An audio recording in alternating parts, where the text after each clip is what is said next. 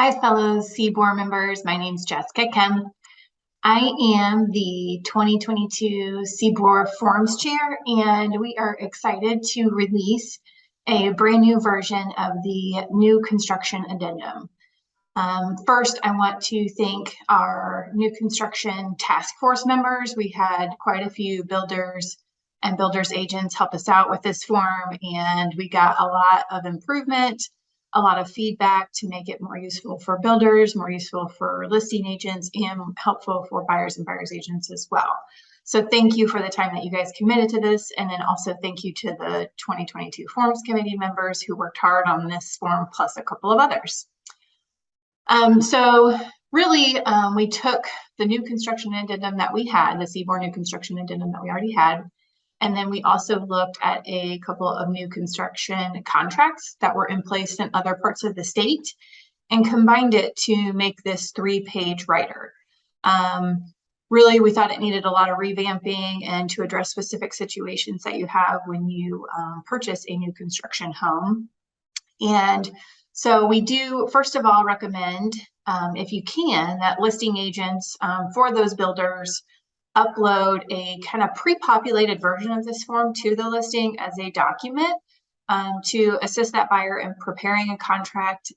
It will help that process, we think, in most cases for that. We also want to remind everybody that it's most likely not going to be used with custom homes, like fully custom built homes. And it definitely should just be used to be attached to Res 2000, our residential sales contract. So with that being said, we're going to jump into the new construction addendum.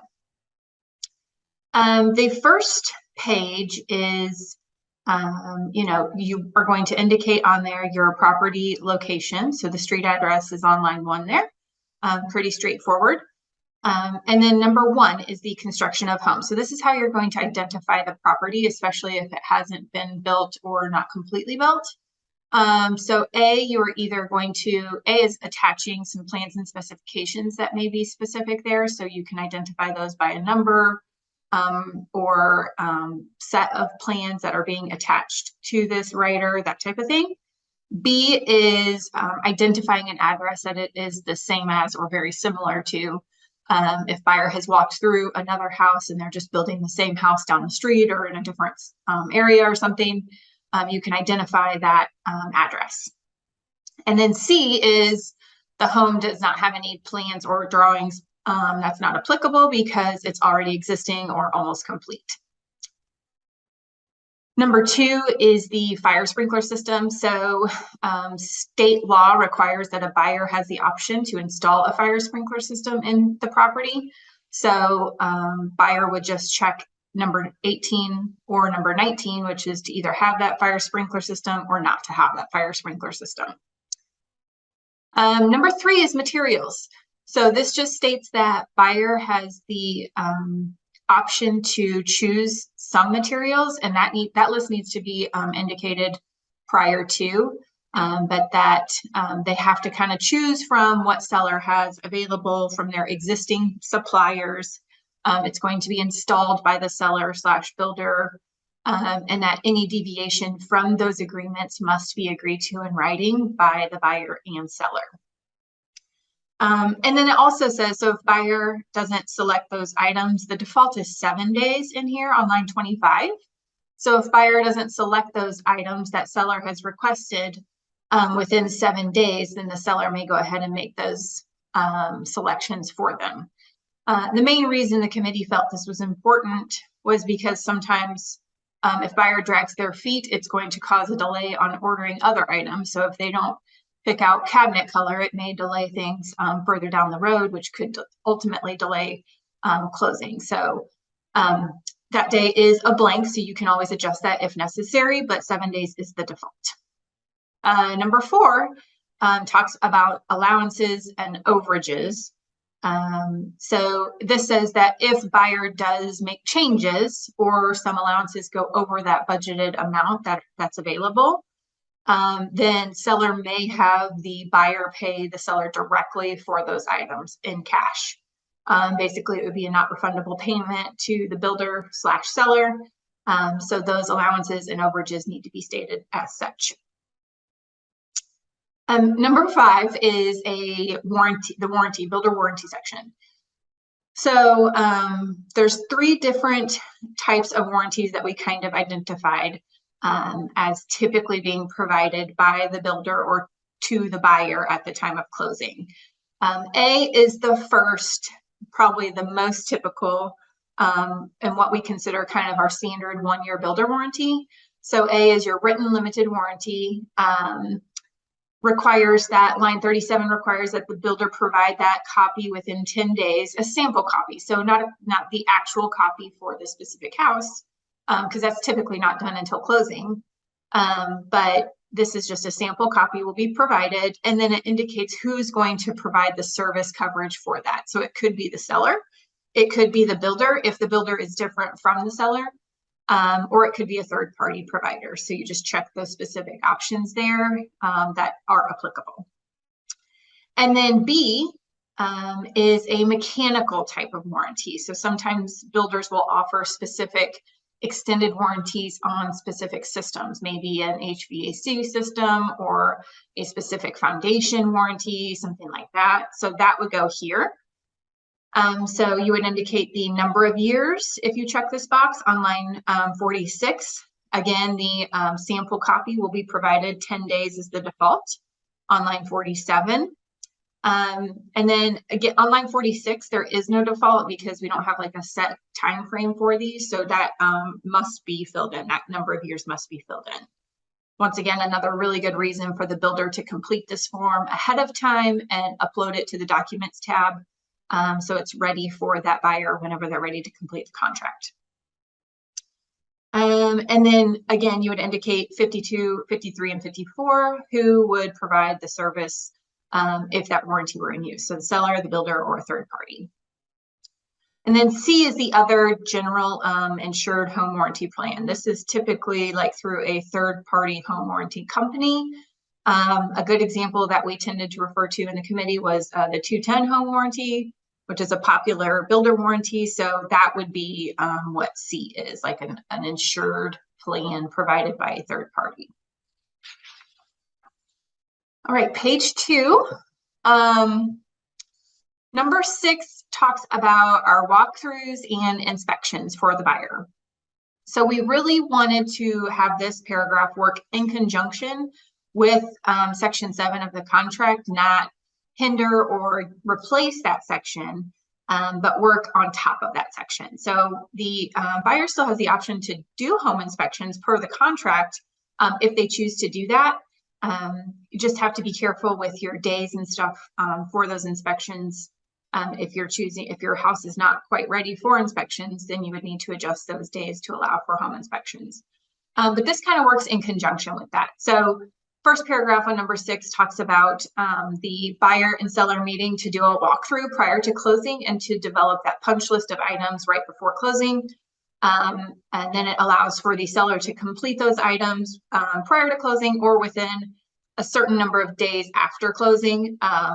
So line 63 provides for a default of 14 days. So, you know, if there's little punch list items like touch-up paint or cabinet pulls being installed or, you know, little things like that, then those could be done either prior to closing or with agreement from the buyer after closing within 14 days. The second paragraph talks about home inspection items that are on a written report that do not meet current local building code requirements. So if there are items that are not sufficient to meet code that a third-party inspector finds and buyer provides that report to the builder, then those do have to be completed by the seller within, but prior to closing. And then they must be completed if they agree. They can also be completed after closing, but buyer does also have to agree on that.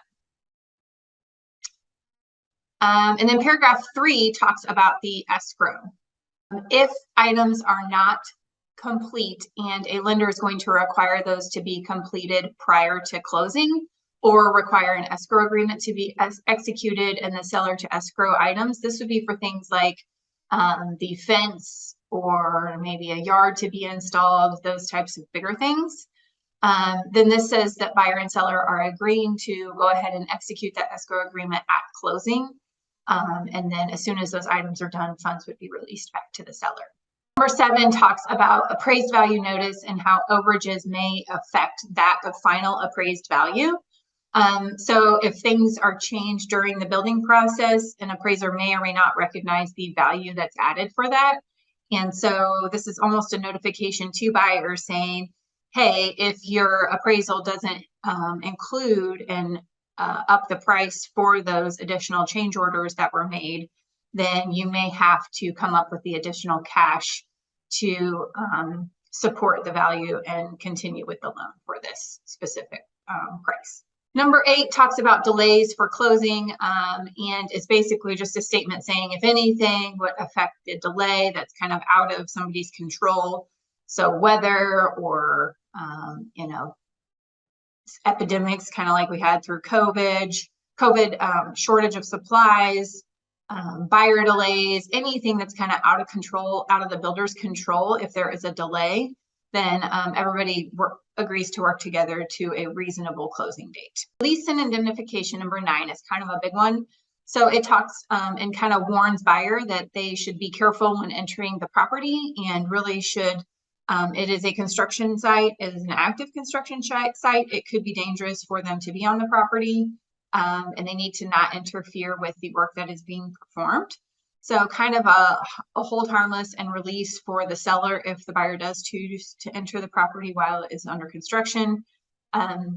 It can be dangerous. There's no, typically sometimes no handrails and, second story drop offs and that type of thing. So it's really not a safe place for a buyer or family members to be at. So kind of just a warning for that in advance. Number 11 is termite. So just says that the buyer should check with the seller if the property's been pre-treated.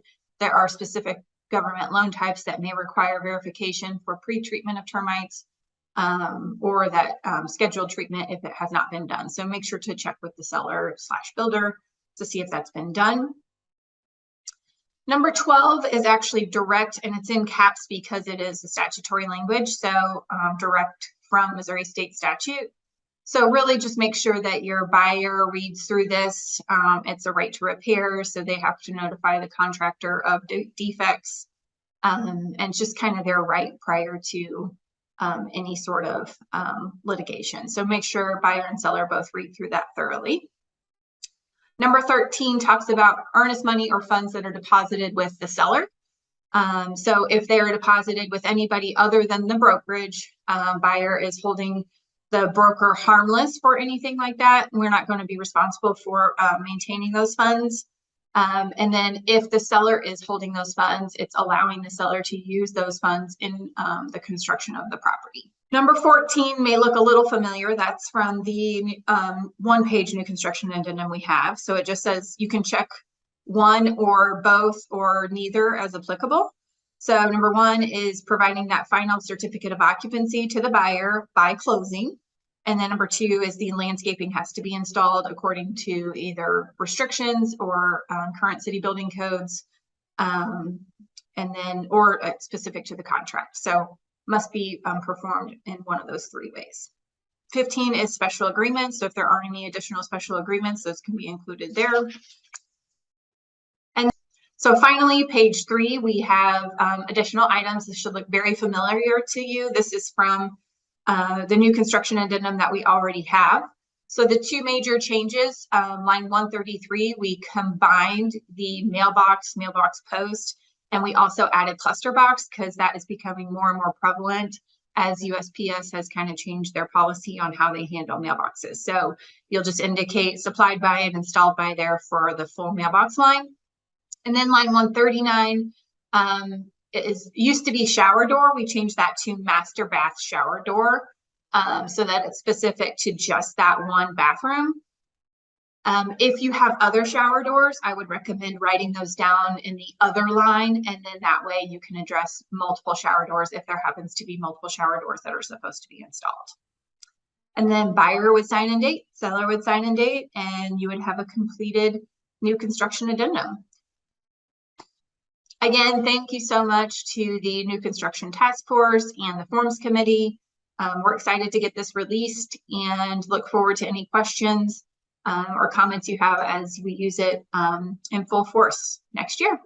Thank you.